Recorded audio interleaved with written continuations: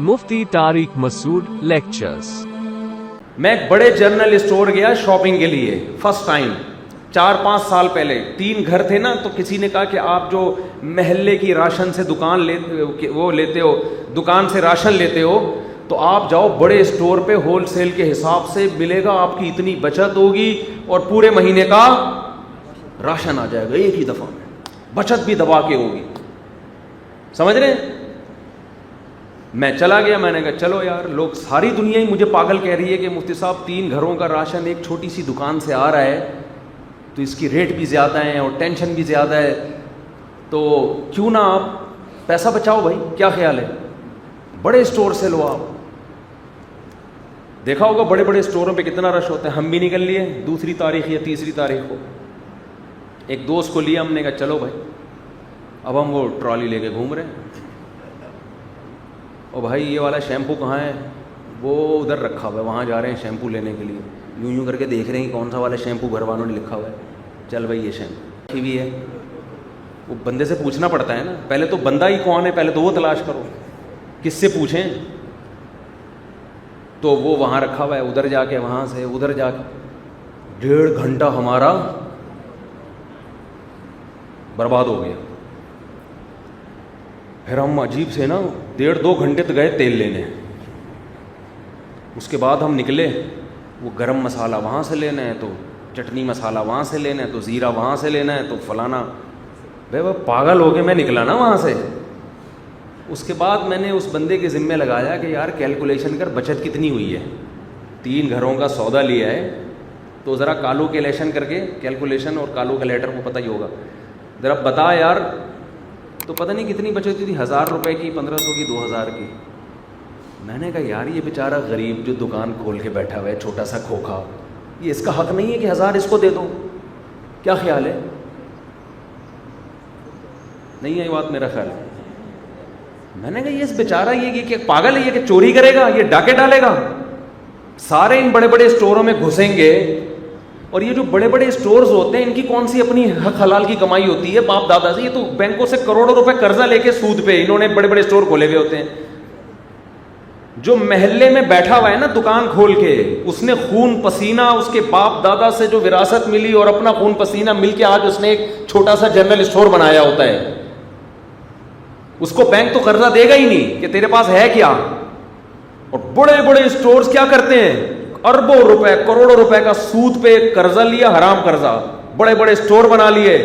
یہ پیسے کی تقسیم یہ نیچرل نہیں ہے. تبھی تو مالدار مالدار سے مالدار اور غریب غریب سے غریب تر ہوتا ہے, اسی سودی نظام کی وجہ سے.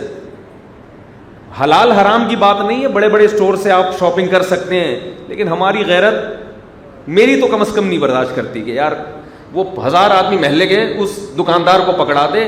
تو ہمیں تو اتنی آسانی ہے, ہم تو نہ جا کے شیمپو تلاش کر رہے ہوتے ہیں دکان پہ. جنرل اسٹور والے کے بولتے ہیں بھائی یہ پرچی ہے سودے کی. میرا وصول یہی ہے, 3 گھروں کی پرچیاں بھجوا دیتا ہوں, بلکہ اب تو واٹس ایپ کر دیتا ہوں دکان والے کو. وہ تمیز سے خود ہی ٹینشن لیتا ہے, سمجھ رہے ہیں نا, خود ایک ایک چیز تلاش کرے گا اور گھر پہنچا دے گا راشن. چل بھائی, تو اس میں اگر آپ کے 1000-1500 زیادہ چلے گئے تو کون سی قیام پیسہ. 1000 روپے میں آپ کے 2 گھنٹے اگر بچ گئے تو ٹائم بھی تو ایک قیمتی چیز ہے. نہیں آئی بات سمجھ میں؟ آپ کہہ رہے ہو پیسہ قیمتی چیز ہے, تو کیا ٹائم قیمتی نہیں ہے؟ پیسہ خدا کی قسم 100 بار جا کے واپس آ سکتا ہے. آپ کا جو ٹائم جنرل اسٹور میں 2 گھنٹے کسی بڑے شاپنگ مال میں گزر گئے, قیامت آ جائے گی, ایڑیاں رگڑو گے, یہ 2 گھنٹے آپ کو واپس نہیں ملیں گے. اور یہ کسی کھاتے میں نہیں ہے, کوئی ثواب میں نہیں آ رہی ہے. اس 2 گھنٹے میں آدمی کیا کچھ نہیں کر سکتا. اور بدنظری الگ, ہم تو 3 ہو گئی ہماری اللہ, لیکن جو کمارے چھڑے چھاٹ ہیں, میں جس کو لے کر گیا تھا اس کی 1 تھی. اب وہ باہر نکل کے کہہ رہا ہے یار میں تو عجیب, اتنی انٹیاں گھوم رہی ہیں یہاں پہ اور اتنے عجیب فیشنیبل خواتین ہیں. میں نے کہا تم ہی لے کر آئے ہو ہمیں, ہمارا تو کوئی موڈ. اور ٹینشن میں وہ بیچارہ دیندار تھا, تو دیندار ہی کو ٹینشن ہوتی ہے نا, دنیا دار آدمی کو کیا ٹینشن ہو گئے گا. وہ چلو کہہ رہا 2000 میں کوئی اتنا گھٹیا سو اگر 2000 بھی بچ گئے 2000 بھی بچ گئے اور ناشتہ بھی ہو گیا تو اس کے تو مزے ہیں. اور بہت سے لوگ جاتے ہی اس چکر میں ہیں انٹیاں دیکھنے کے لیے. وہ کہتے ہیں شیمپو کون خریدنے جا رہا ہے, شیمپو کون خریدنے جا رہا ہے, رونقیں لگی ہوئی ہے. خیر وہ زیادہ میں ان چیزوں میں نہیں جاتا. تو بد نظری کا گناہ الگ ہو رہا ہے. حدیث میں آتا ہے بدترین جگہیں بازار ہیں اور بہترین جگہیں مسجدیں ہیں. بازار میں جا کے انسان کی روحانی کیفیت ختم ہوتی ہے, سکون برباد ہوتا ہے, دنیا کی محبت پیدا ہوتی ہے. بازار جائیں ضرورت کے لیے, اس سے انسان کی روحانی کیفیت ختم ہوتی ہے, دنیا کی محبت پیدا ہوتی ہے. جب آپ مارکیٹوں میں جاؤ گے آپ دیکھو کہ دولت پیسہ اور لوگ خرید, جو مالدار لوگ ہیں وہ کیا کیا خرید, غریب آدمی تو وہاں کہے کہ یار میری بیگم نے مسور کی دال لکھی ہوئی ہے اور یہ دیکھو کیا کیا لے کے جا رہا ہے یہاں پہ. دنیا کی محبت. تبھی جب بڑے بڑے شاپنگ مالز میں جایا کرو تو واپسی پہ قبرستان کا چکر لگاتے ہوئے آیا کرو. تھوڑا سا وہاں سے ٹن مارا. یہ ہمارے یہاں تو اللہ کا شکر ہے جتنے بھی شاپنگ مال ہیں بیچ میں قبرستان سب کے پڑتے ہیں الحمدللہ. ادھر جاؤ ادھر قبرستان, ادھر جاؤ ادھر قبرستان. تو واپسی پہ قبرستان دیکھا کرو کہ یہ بھی بڑے بڑے جنرل اسٹور سے شاپنگ کیا, بلکہ بہت سو کے تو اپنے اسٹورز تھے. ایسا لیٹے ہیں نا قبر میں جا کے کہ پاکستان کی پولیس بھی ان کو نہیں اٹھا سکی. نہ پولیس تو ہر ایک اچھوں کو اٹھا دیتی ہے. تو میں کوئی فتویٰ نہیں دے رہا کہ آپ جنرل اسٹور بڑے بڑے اسٹور سے شاپنگ کو حرام نہیں کہہ رہا, جائز ہے, کوئی گناہ نہیں ہے. اگر آپ 1000 روپے بچا لو مجھے کوئی تکلیف نہیں ہے, لیکن میں مشورہ یہ دے رہا ہوں کہ ٹائم بچانے کو زیادہ فوکس کرو. تو اسی طرح کاروباری لوگوں کو بھی میں کہتا ہوں تمہارے پاس اگر کوئی قابلیت ہے تو تم جو کام ملازمین سے لے سکتے ہو وہ خود کیوں پان کی دکان میں بیٹھے ہوئے ہو, سمجھ رہے ہو. لیکن کنجوسی, پیسہ کہیں بھی خرچ نہ ہو, یہ کنجوسی ہے. اس پیسہ خرچ کرنے کا فائدہ ہوتا ہے درجنوں لوگوں کو آپ کی وجہ سے ملازمت مل جاتی ہے, ان کا بھی بیچاروں کا پیٹ بھرتا ہے. لوگ مجھے کہتے ہیں علماء تو بزنس نہیں کرتے, تم 4 شادیاں کرو تمہارا باپ بھی بزنس کرے گا. صحیح ہے نا, اس کے بغیر چلے گا نہیں. اتنے انڈے میں کہاں سے لاؤں. پہلے میں گھر کا سودا خود لے کر آتا تھا نا, ماشاءاللہ اللہ نظر بس سے بچائے, یہ انڈوں کی تھیلیاں. کہہ رہے کیا انڈوں کا بزنس کر رہا ہے, اپنی دکان ہے کیا؟ میں نے کہا بھائی اتنے انڈے اس گھر میں جائیں گے, اتنے انڈے اس گھر میں جائیں گے, اتنے انڈے اس گھر میں جائیں گے, اتنی ڈبل. تو پھر میں نے کہا خام میں نظر لگے گی, لوگ باتیں کریں گے. پھر میں نے ذمے لگا دیا, مختلف لوگوں میں کام ڈیوائڈ کیا ہوا ہے نا, تو ان کو بھی تو پیسے دینے پڑتے ہیں نا جن سے خدمت لے رہے ہیں. تو آٹا ہے, دال ہے, سبزی ہے, بچوں کے اسکول کی فیسیں ہیں. تو بزنس نہیں کریں گے تو کیا کریں گے پھر ہم, تو مجبوری ہے. لیکن اللہ نے مدد یہ کی کہ مجھے سبزی والے کا تجربہ ایسا ہوا کہ اس تجربے سے ہم نے بہت فائدے اٹھائے کہ بھائی اب جو ہے نا ایسا نہیں کرنا.